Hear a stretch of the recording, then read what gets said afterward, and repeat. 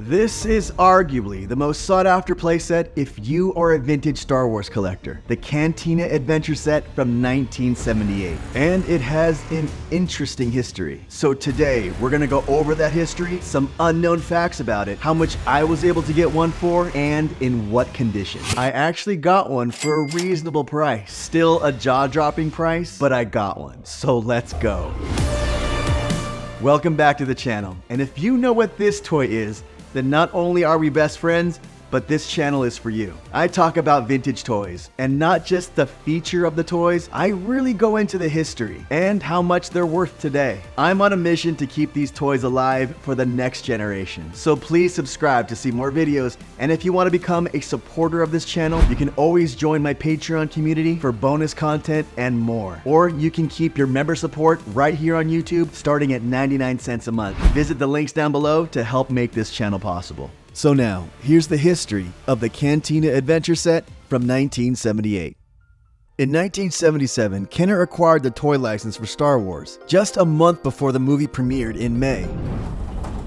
This meant that it would be impossible to have the toys ready for the holiday season of 1977. Kenner toy designer Jim Swearingen knew that in order for the action figures to be successful, vehicles and playsets would have to be engineered to fit the action figures and allow kids to have adventures with them. This also meant that the toys had to be made to be affordable to parents and at price points that made sense. And in the late 70s, the world economy was having its share of problems, mainly due to a petroleum distribution problem, causing other items like basic groceries to go up in price. The silver lining for the toys was that Star Wars was the biggest movie in 1977, breaking all box office records. But would this translate into parents buying toys?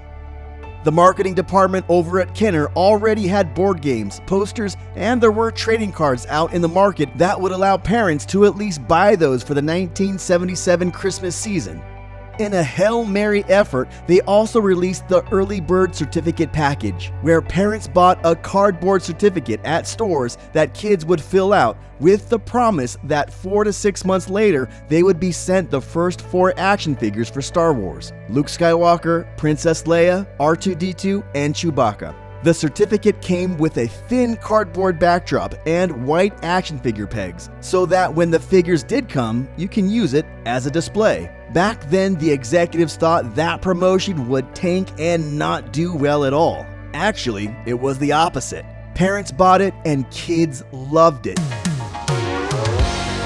This marketing ploy is now considered one of the genius marketing moves of all time. And this just proved to the marketing department that offers like this worked with the Star Wars brand.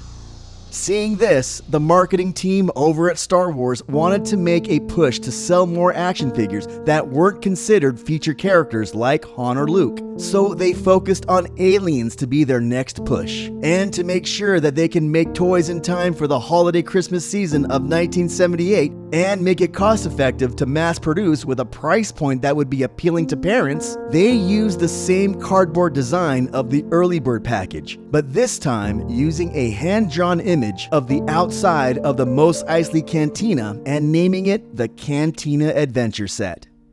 Lucasfilm and Kenner made a partnership with Sears, who at the time was the biggest retailer of home goods, clothing, and toys in the US. At Sears, where America shops.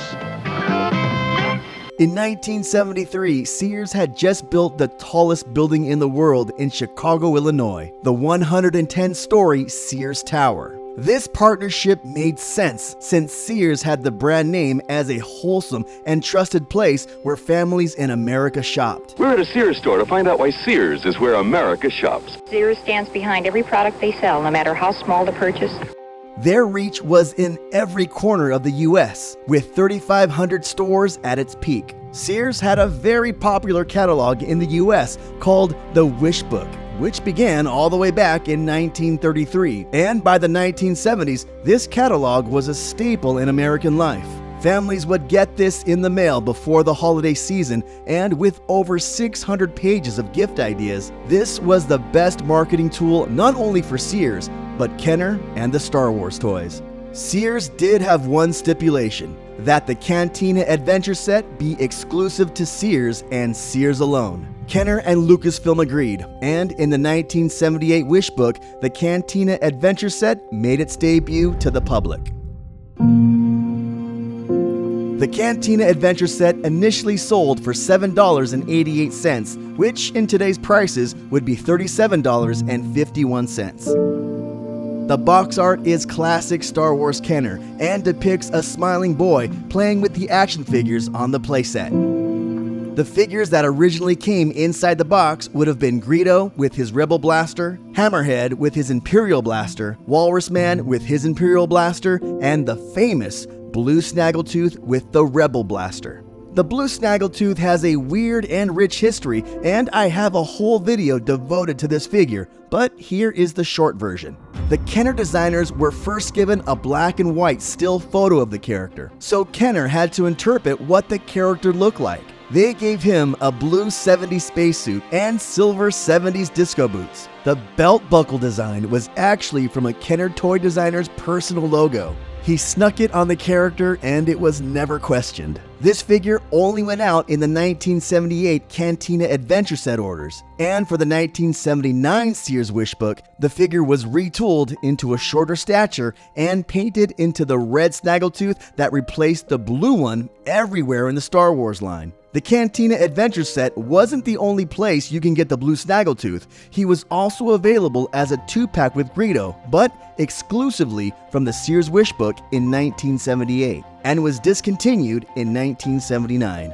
Inside the box, there was an instruction sheet and a cardboard insert in which 2 white boxes came. Inside the white boxes were the action figures, all in separate Kenner plastic baggies. In one box came Hammerhead and Walrus Man, and in the other white box came Greedo and Snaggletooth. The blue Snaggletooth if you got the 1978 set, and the red Snaggletooth if you got the 1979 set.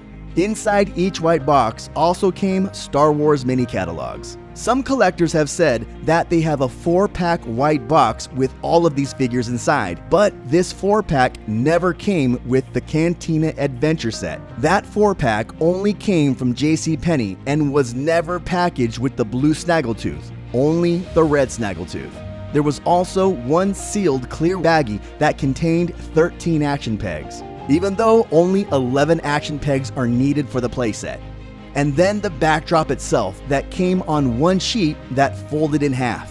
On one side, there's a stamp on the back of the raw cardboard, and on the surface of the printed art side, there are perforations where the action pegs are supposed to go. Sometimes the perforations where the pegs were supposed to go were punched out in the factory, so even though you have an unused content version, there may be instances where holes have been pre-punched out. The setup is simple on this toy. Just fold it in half, 90 degrees. Insert the tabs at the base into the cut slots. Fold the top outer areas in at the perforations and insert the action pegs in the designated holes. That's it. There are no play features in this set, which have some collectors wanting to categorize this as a display stand, much like the early bird set, the action display stand, or the mail-away display stand. If you want to see the entire unboxing that I did for this set, there's a link in the description. But it took me almost 2 years of constant hunting to find this one in the shape that I wanted at the price that I wanted.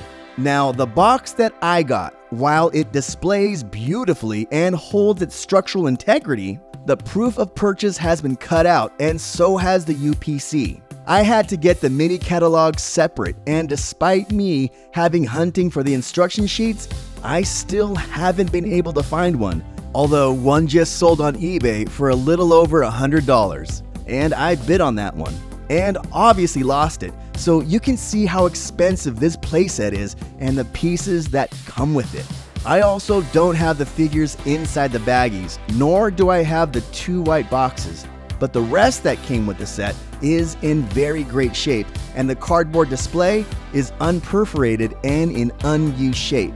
Plus the fact that I have the cardboard insert, that makes it a pretty great find. So how much did I pay for this? At first, the seller had this listed on eBay for $699, and I was hesitant to buy it for that much, so an offer was made at $495, and I thought that was fair, so I bought it. All in all, this playset came out to $558.31. And I also got an acrylic case from Ian's Display Accessories. He ships fast, his packaging is top-notch, and the quality of the acrylic is the best on the market. And the case for this playset cost me $65. But what do you think of the price and what I got it for in this condition?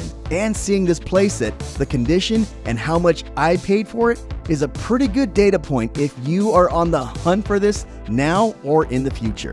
So let's cross off this playset that I got from an eBay seller for $558.31. And ladies and gentlemen, that makes this playset the last of the Kenner playsets that I needed on this run, making this run officially over. I feel like it's the end of an era, and one that I thought was going to take a longer time than it did. It took 2 years for this run, and on the next episode, I'm going to do a complete retrospective on what it really took to get those playsets on this run. I just have to gather my thoughts about it, and honestly, what I learned. And after that episode is one that you've all been asking for. How much did this entire playset run cost me? And I have an idea, obviously because I had a budget, but I don't know the exact tally. So that's gonna be interesting for me as well. So to see those, click the videos on your screen now. And as always, my friends, thank you, and I will see you